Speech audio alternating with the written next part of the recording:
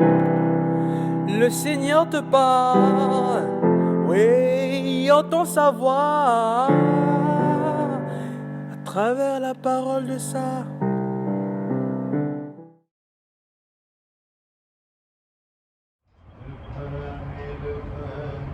Chaque Eucharistie devient notre nom de Dieu pour la vie.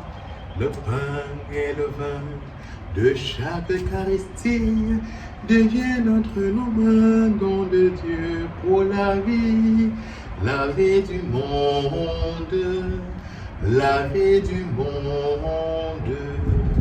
Bien-aimés dans le Christ, ce beau chant de Robert Lebel nous rappelle ce pourquoi le pain de vie est donné, ce pourquoi nous communions à la messe, au corps du Christ, au sang du Christ.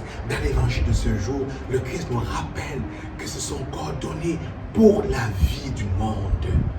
Qu'est-ce que cela veut dire, bien-aimés dans le Christ? Que lorsque nous recevons le Christ, pain eucharistique, lorsque nous le recevons pain vivant, ce n'est pas pour nous replier sur nous-mêmes, ce n'est pas pour rester entre nous, pour nous complaire dans notre vie, notre joie d'être chrétien, catholique et autres. Non, bien-aimés dans le Christ, c'est pour aller vers le monde. C'est pour aller vers le monde, proposer la croix comme symbole de notre salut, comme signe de notre salut, comme signe d'espérance. Oui, bien-aimé dans le Christ, c'est aller porter au monde un message d'espérance. C'est aller devenir des pains vivants.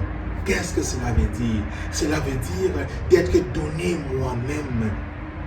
Cela veut dire de consacrer mon temps pour mes frères et mes sœurs, que je devienne ce que moi-même j'ai reçu, le pain de vie, un pain qui donne la vie, un pain qui nourrit, que j'aille nourrir mes frères et mes sœurs par une parole d'évangile, par une parole d'espérance, par un message de réconfort, par une parole qui guérit, par une parole qui libère. Oui, bien-aimés dans le Christ, puisse notre communion au corps et au sang du Christ nous tourner vers le monde, nous s'ouvrir au monde, nous donner d'aimer le monde.